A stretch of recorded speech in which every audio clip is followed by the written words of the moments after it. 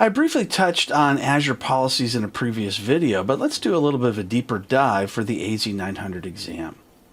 Azure policies will enforce different rules across all resource configurations so that the configurations can stay compliant with corporate standards. It serves as a central Azure governance tool to enforce organizational rules, ensuring resources maintain compliance with internal standards, security, and cost constraints.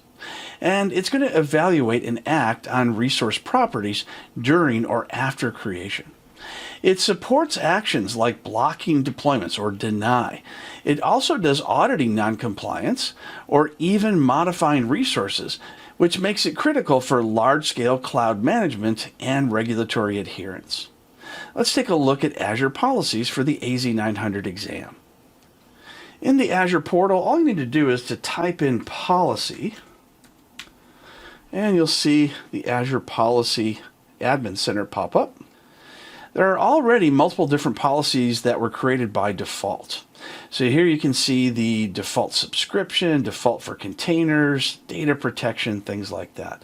If I click on View All the different policies that come by default. Let's go ahead and find out why it is we're non-compliant with this default subscription. If I scroll down, you can see all the different groups that are either compliant or not in compliance. I'm going to choose the first one here that says Detection and Analysis. And when I open that up, we can see the overview. And you can see the guidance. The important part here is the guidance because it's going to tell us what's wrong as well as what they recommend. There's even links on how to go ahead and resolve some of these issues. However, what I like to do is to click on Policies and Resource Compliance. So here are the policies that are applied to those groups. So for instance, I'll go ahead and click on Microsoft Defender for storage should be enabled.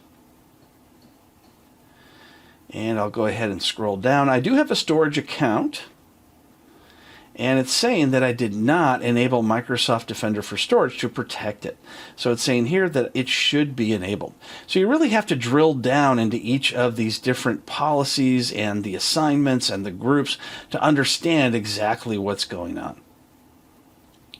I'm going to go back to the initial page where all this was configured. And I'm going to go to where it says Getting Started.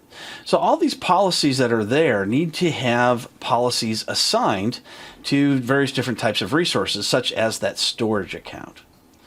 If I click on View Definitions, I can choose one of the names, such as Audit Virtual Machines without Disaster Recovery. And then I'll click Assign Policy. And I'll go through the wizard just like creating any other type of resource.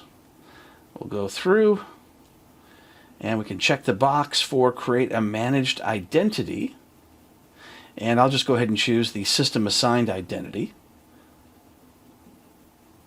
And here you can say what the non-compliance message is going to say to that particular virtual machine owner when they either create a virtual machine or when they go ahead and use an existing one.